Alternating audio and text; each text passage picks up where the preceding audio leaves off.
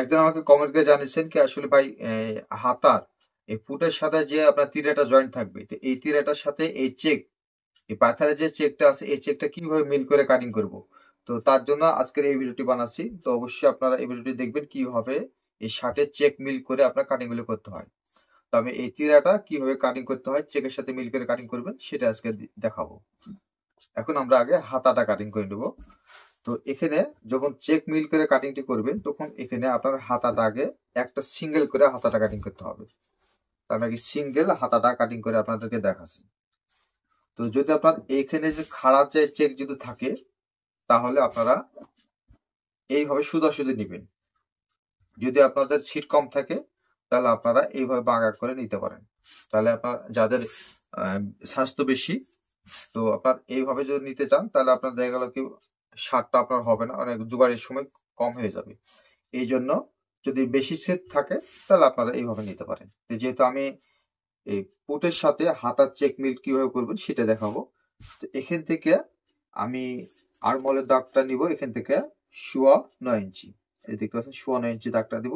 তারপর এইভাবে একটা হাত দিয়ে এভাবে টেনে নেব।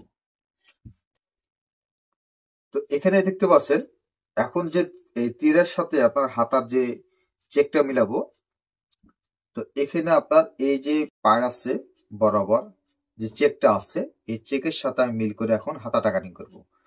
তো তার জন্য আপনাকে এইভাবে নিতে হবে। নেওয়ার পর এই যে এটা এইভাবে সুন্দর করে ধরবেন যে এটার সাথে আপনার মিল খাচ্ছে, তাই না?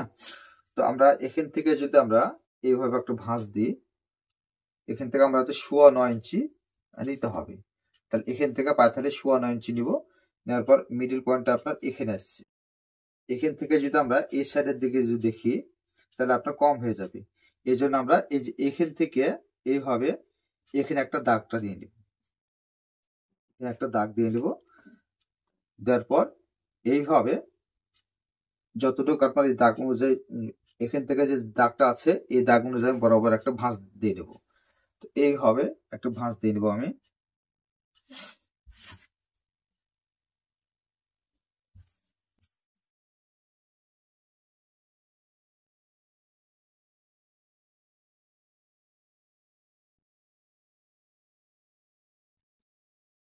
এখন দেখুন এখানে যে মিডিলে ভাঁজটা দিয়েছি, তো এখান থেকে এই উপরের দিকে একটা দাগ দিয়ে নিব। তারপর এখানে 1/2 ইঞ্চি পরিমাণ বাড়তি রেখে একটি দাগ, তার মানে এখান থেকে যে বাড়তিটুকু নিয়েছি এটা শিরার জন্য নিয়েছি। তারপর এখান থেকে ডাউন দেবো 3 ইঞ্চি পরিমাণ, এখান থেকে 3 ইঞ্চি ডাউন।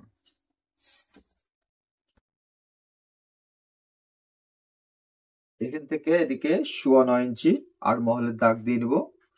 এরপর এখান থেকে লম্বার মাপ হবে 22.5 ইঞ্চি। আর এখান থেকে এই যে 22.5 ইঞ্চি এখানে কপের জন্য আমি 2 ইঞ্চি মাইনাস করব, কপ হবে 2.5 ইঞ্চি।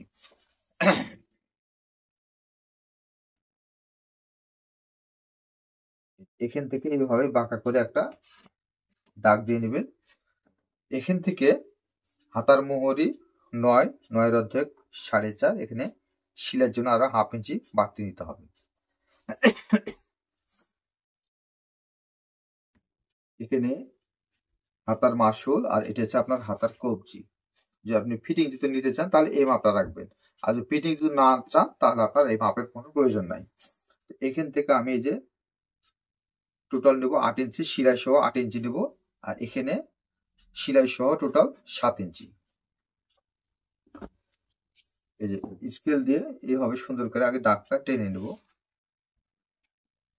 তারপর এই সাইডের দিকেও এইভাবে একটা দাগ টেনে নেব।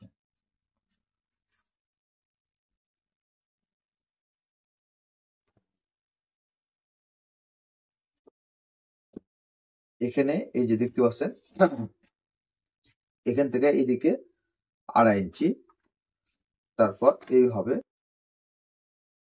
একটা শেপ দিয়ে দেব। তো এখন দেখুন এই হাতার ড্রয়িংটা কমপ্লিট হয়ে গেছে। এখন এইভাবে হাতাটা কাটিং করে দেবো।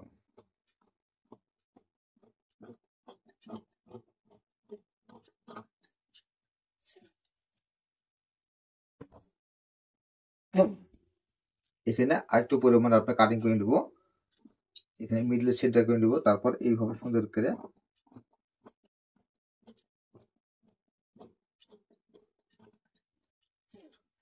এখান থেকে এইভাবে বরাবর কাটিং করব।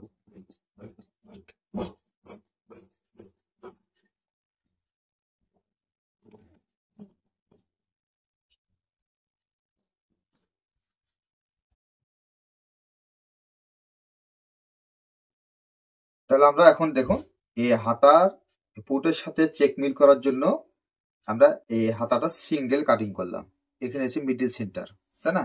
তো এখন আরেকটি হাতা আমাদেরকে কাটিং করে নিতে হবে। এখান থেকে এই সাইডের দিক থেকে এইভাবে, এটা হচ্ছে, লক্ষ্য করুন ভালো করে, একটু মনোযোগ সহকারে খেয়াল করবেন আপনারা। এই যে এটা হচ্ছে সদর আর এটা হচ্ছে মহসুল পার। তাহলে আমরা সদরের দিক এই জিনিসটা রাখার পর সদরের সাথে এই সদর আমরা মিল করে কাটিংটি করে নেব এইভাবে। যখন আপনারা আরেকটি হাতা কাটিং করবেন তখন এখানে যে মিডিলে যে চেক আছে, ঠিক আছে, তো এই চেকের সাথে আমাকে মিল করে আরেকটি হাতা কাটিং করে দিতে হবে। তো এই চেকটার সাথে মিলটা কোনোভাবে এখানে হচ্ছে না, তো আমরা এইভাবে সুন্দর করে মিলে দেখবো কোথায় আপনার চেকটা মিল খাচ্ছে। তো এইভাবে উপর দিকে নিয়ে যাবো, যাওয়ার পর এই যে দেখতে পাচ্ছেন এখানে আপনার চেকটা মিল খাচ্ছে। এবং নিচের দিকে যদি আমরা একটু দেখি এইভাবে, এই যে দেখুন সুন্দরভাবে চেকটি মিলে গেছে। অর্থাৎ আপনার এটা হচ্ছে আপনার এই যে তীরা, এই তীরের সাথে এইভাবে চেকটা মিল হবে। তাহলে এটা আছে আপনার সামনের দিকে, যে সামনের দিকে থাকবে। এখন এটাকে আমি সুন্দর করে এইভাবে কাটিং করে দেবো বরাবর।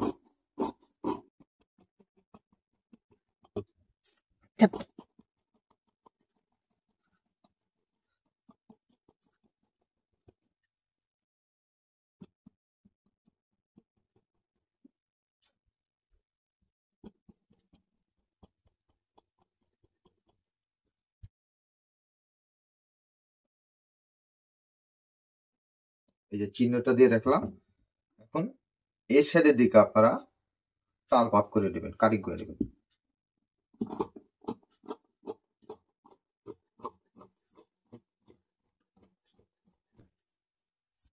এখানে একটা চিহ্ন দিয়ে রাখবেন, অর্থাৎ মার্ক করে নেবো এইভাবে।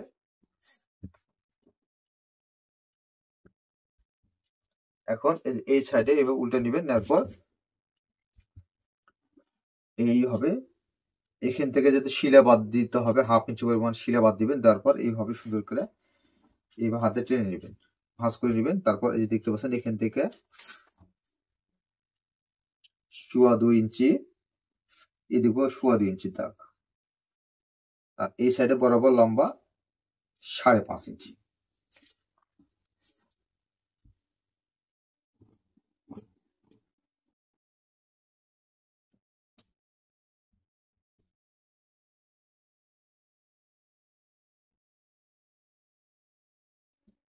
ধন্যবাদ সবাইকে এতক্ষণ এর সাথে থাকার জন্য। তো যারা এই ধরনের কাটিং এবং সেলাই ভিডিও দেখতে চান তো অবশ্যই চ্যানেলের সাথে থাকুন, এবং যারা এই ভিডিওটি ফেসবুক থেকে দেখছেন তারা পেজটি ফলো দিয়ে রাখবেন।